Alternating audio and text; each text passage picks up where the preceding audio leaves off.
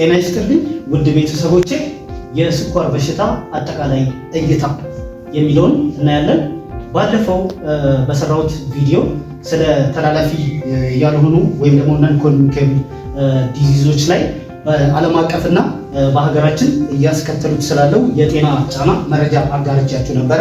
ዛሬ ደግሞ እንደ ሀገራችን ስርጭቱ እየጨመረ ስላለው የስኳር በሽታ እነሆ አቀርብላችኋለሁ። ስለዚህ ስኳር በሽታ ምንድን ነው ከሚለው ጥያቄ ብንነሳ የስኳር በሽታ ወይም ደግሞ ዲያቤትስ ሜሊተስ የሚከሰተው በደም ውስጥ ያለው የስኳር ወይም ግሉኮስ መጠን በከፍተኛ ደረጃ በሚጨምርበት ጊዜ ነው። ቆሽት በቂ ኢንሱሊን ማምረት ሲያቅተው ወይም ደግሞ ሰውነታችን የሚያመርተውን ኢንሱሊን በአግባቡ መጠቀም ሳይችል ሲቀር የስኳር በሽታ ይከሰታል ማለት ነው።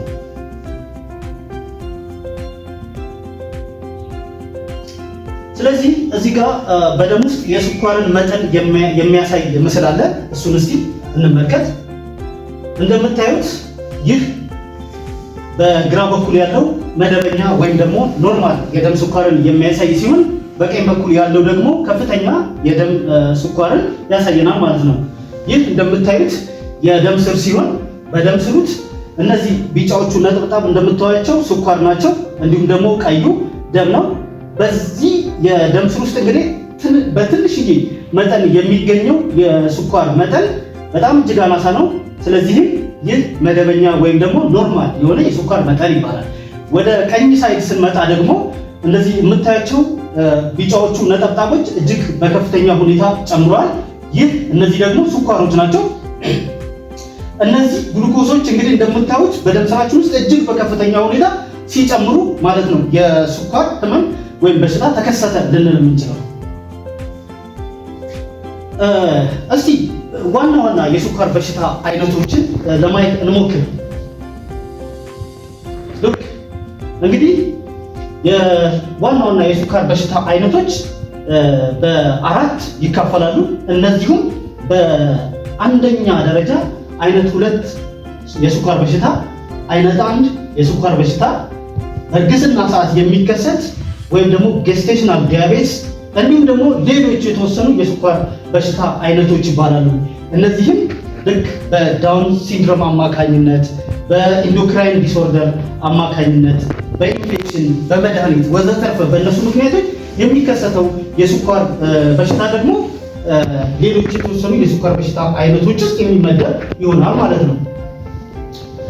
እዚህ ጋር ምስል 2 ላይ የአይነት 2 ስኳር በሽታ የመከሰት ሂደቱን የሚያሳይ ምስል ነው። እስኪ ለማየት እንሞክር።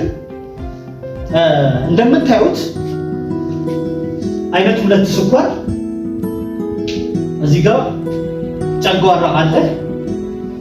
ይህ በቢጫ ከለር የምታዩት ጣፊያ ነው።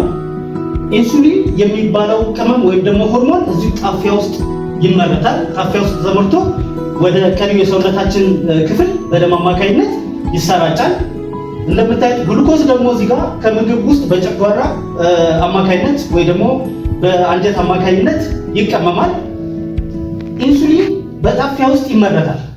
ነገር ግን በኢንሱሊን መቋቋም ምክንያት በደም ውስጥ ያለው የግሉኮስ ወይም ደግሞ የስኳር መጠን ይጨምራል። በዛን ሰዓት ሊከሰት የሚችለው ነገር ምንድነው? የሰውነት ክፍሎች፣ ጡንቻዎች ለኢንሱሊን ምላሽ አይሰጡም። ያኔ የኢንሱሊን መቋቋም ወይም ደግሞ ኢንሱሊን ቶለራንስ ይባላል ማለት ነው። እንዲሁም አነስተኛ ግሉኮስ ይወስዳሉ ማለት ነው። እስቲ ውድ ቤተሰቦቼ የስኳር በሽታ ስርጭትና ስታቲስቲክሱን ለማየት እንሞክር።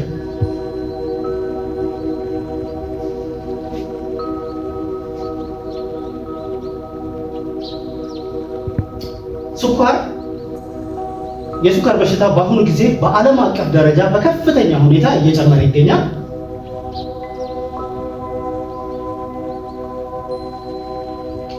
በዓለም አቀፍ ደረጃ ወደ 537 ሚሊዮን የሚጠጉ አዋቂዎች በስኳር በሽታ የተያዙ ወይ ደግሞ ከስኳር በሽታ ጋር እየኖሩ እንደሆነ መረጃዎች ያሳያሉ። በስኳር በሽታ የተያዙ ሰዎች ይህ ቁጥር በ2045 ወደ 783 ሚሊዮን ይደርሳል ተብሎ ይገመታል። በአፍሪካ ያለውን ነባራዊ ወይም ደግሞ ተጨባጭ ሁኔታ ለማየት እስቲ እንሞክር።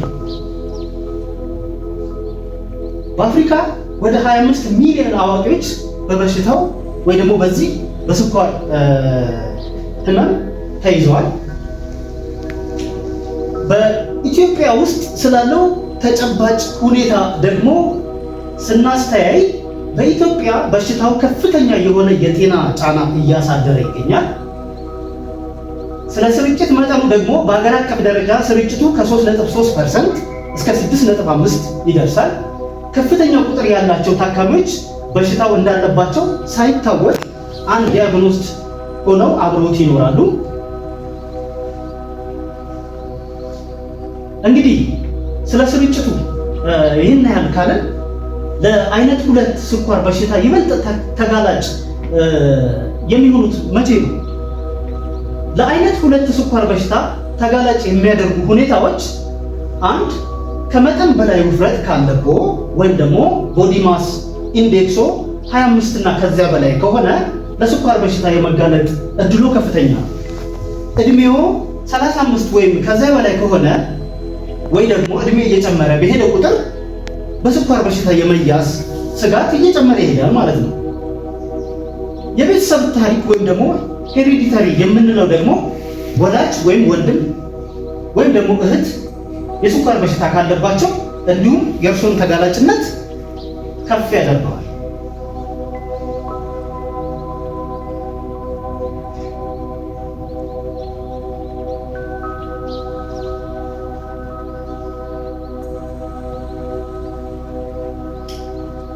እንግዲህ ሌላው ደግሞ ዘር ወይም ደግሞ ብሔር፣ ለምሳሌ ጥቁር አሜሪካውያኖች፣ ሂስፓኒክ፣ ላቲኖ፣ እስያ፣ አውሮፓውያን ወይም ደግሞ የፓሲፊክ ደሴት ተወላጆች ላይ ስጋቱ ይጨምራል።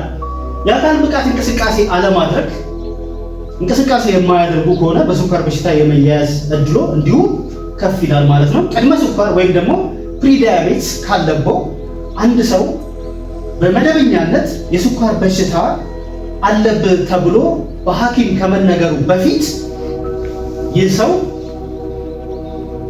የስኳር በሽታ ወይ ደግሞ ወደ ስኳር ህመም እየተንደረደረ ወይ ደግሞ ወደ ሙሉ የስኳር በሽታ ለመበየን ቅድመ ሁኔታዎች ላይ ከሆነ ፕሪዲያቤትስ ወይም ደግሞ ቅድመ ስኳር ተብሎ ይጠራል ማለት ነው። ሌላ ደግሞ እርግዝና ከእርግዝና ጋር የተያያዘ የስኳር ታሪክ ካለ ወይም ደግሞ በእንግሊዝኛው ጌስቴሽናል ዲያቤትስ የሚባለው በእርግዝና ወቅት ስኳር የነበረበት ከሆነ ወይም ደግሞ 4 ኪሎ ግራም በላይ የሚመዝን ልጅ ወልደው የሚያውቁ ከሆነ ለስኳር ተጋላጭነቱ እንዲሁ ከፍ ይላል ማለት ነው።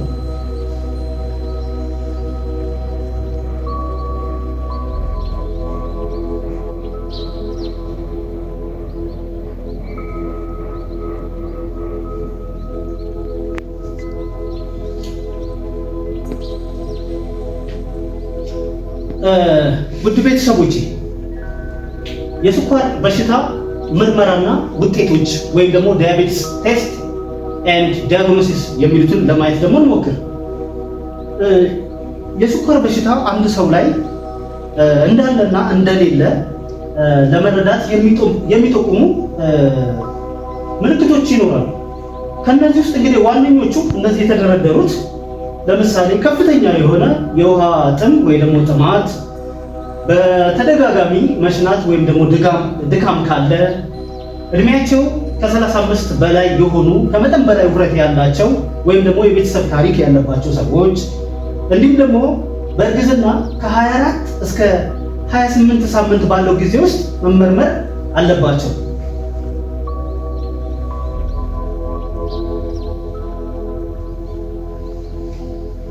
እስቲ ከስኳር በሽታ ጋር ተያይዞ ሊደረጉ ስለሚገባቸው ምርመራዎች እንዲሁም ደግሞ የስኳር በሽታውን ደግሞ በደረጃው ለመመደብ እዚህ ጋር በሰንጠረዥ ውስጥ እንደምታዩት የተቀመጠ መረጃ አለ። እሱን ለማየት እንሞክር። የምርመራ ውጤቶች ናቸው። ጤናማ የሚሆነው መች ነው? ቅድመ ስኳር የሚባለው መች ነው? እንዲሁም ደግሞ የስኳር በሽታ አለበት ተብሎስ የሚወሰነው መቼ ነው የሚለውን እንዴ A1C የሚባለው በየ3 ወሩ የሚደረግ የስኳር ምርመራ አለ። እሱ ምርመራ ከ5.7 በታች ከሆነ ጤናማ መሆኑን ያመለክታል። በባዶ ሆድ ወይም ደግሞ ፋስቲንግ ብለድ ሹገር የሚባለው ምርመራ በማድረግ ደግሞ ከ99 ሚሊግራም ፐር ዴሲሊትር በታች ከሆነ እንዲሁ ጤናማ ነው ሊባል ይችላል። እንዲሁም ደግሞ የግሉኮስ መቋቋም የሚባለው OGTT የሚባለው ደግሞ 139 ሚሊግራም ፐር ዴሲሊትር ወይም በታች ከሆነ ጤናማ ሊባል ይችላል ማለት ነው።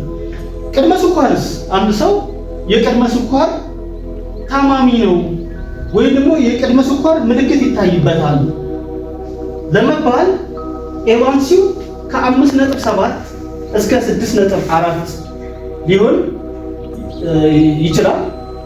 በባዶ ሆድ ወይም ደግሞ ፋስቲንግ ግሉኮሱ ደግሞ ከ100 እስከ 125 ሚሊግራም ፐር ዴሲሊትር ሊሆን ይችላል። በባዶ ሆድ ፋስቲንግ ግሉኮስ የሚባለው ጾሞ ማለት ነው አትሊስት 8 ሰዓት መጾም አለበት አንድ ሰው የፋስቲንግ ብለድ ግሉኮስ ምርመራ ለማድረግ። የግሉኮስ ሌላው ደግሞ በኦጂቲቲ ደግሞ ከ140 እስከ 199 ሚሊግራም ፐር ዴሲሊትር ሊሆን ይገባል ማለት ነው ቅድመ ስኳር አለበት ለመባል።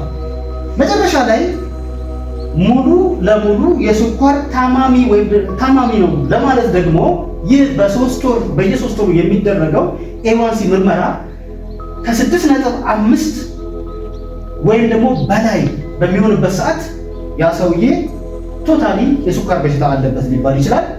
ወይም ደግሞ በባዶ ሆድ ፋስቲንግ ብለድ ግሉኮስ ሌቭል የሚባለው ደግሞ 126 እና ከዛ በላይ ከሆነ የስኳር በሽታ አለበት ይባላል። እንዲሁም ደግሞ በሌላኛው አማራጭ የግሉኮስ መቋቋም የሚባለው ምርመራ ተደርጎለት ከ200 ሚሊግራም ፐር ዴሲሊትር በላይ ከሆነ ይህ ሰውዬ የስኳር በሽታ አለበት ተብሎ ሊወሰን ይችላል ማለት ነው። እንግዲህ ውድ ቤተሰቦቼ የስኳር በሽታ ምልክቶችን በዚህ ምስል መሰረት በዚህ ዲያግራም መሰረት ለማሳየት ሞክሬያለሁ። እንደምታዩት እዚህ ጋር ከፍተኛ የውሃ ጥም አለ። ሰውነት ላይ የተፈጠረ ጭረት ወይም ደግሞ ቁስል ቶሎ አለመዳን አለ። ድካም እና መዛል እንዲሁም ደግሞ የአይን የእይታ ብዥታ ይኖራል። በተደጋጋሚ መሽናት እንዲሁም ደግሞ ያለ ምክንያት የሰውነታችን ክብደት የሚቀንስ ከሆነ እነዚህ ዋነኛ የስኳር በሽታ ምልክቶች ሊባሉ ይችላሉ። የስኳር በሽታ ሕክምናው እና ራስን መንከባከብ ምን ላይ ሊያተኩር ይችላል? አንድ የስኳር በሽታ ሕክምና በሁለት ልንከፍለው እንችላለን። በመድኃኒትና እንዲሁም ደግሞ ያለ መድኃኒት። የመድኃኒት ሕክምና ስር እነዚህ 3 ዋና ዋና የስኳር ሕክምና ዘዴዎች ይጠቀሳል። ለምሳሌ የተለያዩ የኢንሱሊን አይነቶች አሉ። ኢንሱሊኖች እንደየ አመራረታቸው እንዲሁም ደግሞ እንደየ አክሽናቸው ወይም ደግሞ እንደየ የስራ ፍጥነታቸው በአራት ሊከፈሉ ይችላሉ። በጣም እጅግ አነስተኛ በሆነ ጊዜ ውስጥ ኢፌክታቸውን ወይ ደግሞ የመድኃኒትነት ጥቅማቸውን ሊሰጡ የሚችሉ ሾርት አክቲንግ ኢንሱሊንስ ይባላሉ። እንዲሁም ደግሞ መካከለኛ የሆኑ ኢንተርሚዲየት አክሽንስ ይባላሉ። እንዲሁም ደግሞ ሎንግ አክሽን ያላቸው የኢንሱሊን ዘሮች አሉ ማለት ነው። ሌላኛው ደግሞ በአፍ የሚወሰዱ የስኳር መድኃኒቶች አሉ። በአፍ የሚወሰዱ የስኳር መድኃኒቶች እጅግ ብዙ ናቸው። ሌላው ደግሞ በመርፌ የሚወሰዱ መድኃኒቶች አሉ። እነዚህ መድኃኒቶች በሀገራችን ደረጃ አሁን ላይ ኢትዮጵያ ውስጥ የገቡ ባይሆኑም ግን ወደ ስራ በገቡበት ወይም ደግሞ የሕክምና አገልግሎት ውስጥ በገቡበት የዓለማችን ክፍሎች ውስጥ ግን እጅግ ከፍተኛ ጠቀሜታ እንዳላቸው መረጃዎች ያሳያሉ።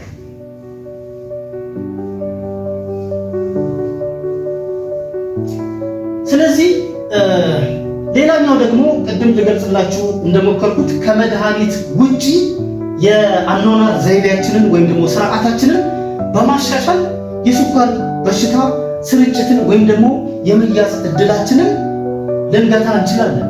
ለምሳሌ የአመጋገብ ስርዓታችንን ማስተካከል፣ የጨው መጠናችንን መቀነስ፣ አትክልትና ፍራፍሬ ማዘወተር፣ ጮማና ስብ መቀነስ፣ ከፍተኛ ፋይበር ወይም ደግሞ የቃጫ ይዘት ያላቸውን ምግብ ማብዛት እንዲሁም ደግሞ ጥራጥሬዎችን ማዘወተር ዋነኞቹ የአኗኗር ዘይቤያችንን በማሻሻል የስኳር በሽታ ስርጭትን እና የመያዝ እድላችንን መግታት የምንችልባቸው ዋነኛ ዘዴዎች ናቸው ማለት ነው።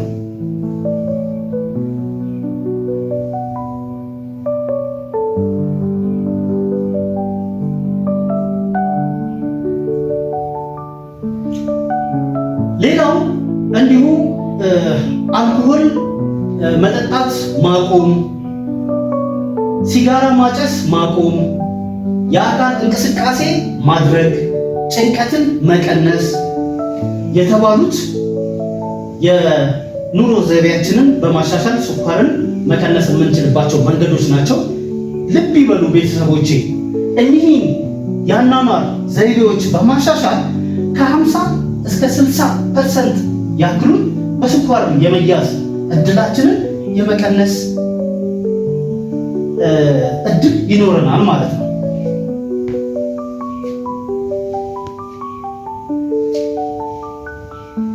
እንግዲህ የስኳር በሽታ የሚያስከትላቸው የጤና እክሎችን ደግሞ እስቲ ለማየት እንሞክር።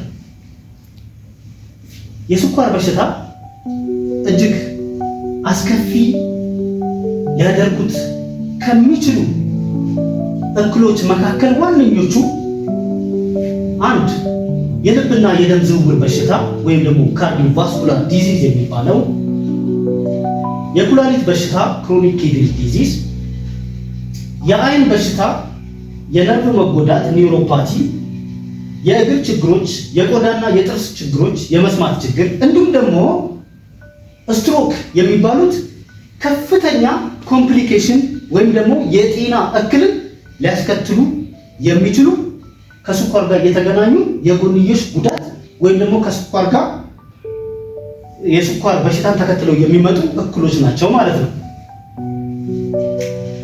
እንግዲህ ውድ ቤተሰቦቼ ይህን አይነት ሁለት ስኳር ጋር ተያይዞ ይህንን መረጃ ሳጋራችሁ እነዚህን ምንጮች ወይም ደግሞ ዋቢ አድርጋለሁ።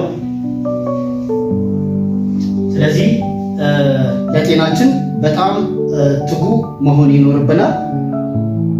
ከዚህ በመቀጠልም ሌሎች ተላላፊ ያልሆኑ በሽታዎችን እያንዳንዳቸው ላይ ቪዲዮ እየሰራሁኝ ለእናንተ የማደርስ ይሆናል። እናንተም ደግሞ ይህ የህብረተሰብ ጤና ላይ ትኩረት የሚያደርገውን የዩቲዩብ ቻናሌን በማየት ሰብስክራይብ በማድረግ እንዲሁም ደግሞ ሼር በማድረግም እንድትተባበሩኝ በትህትና እየጠየቅኩኝ እጅግ በጣም አመሰግናለሁ። ጤና ይስጥልኝ።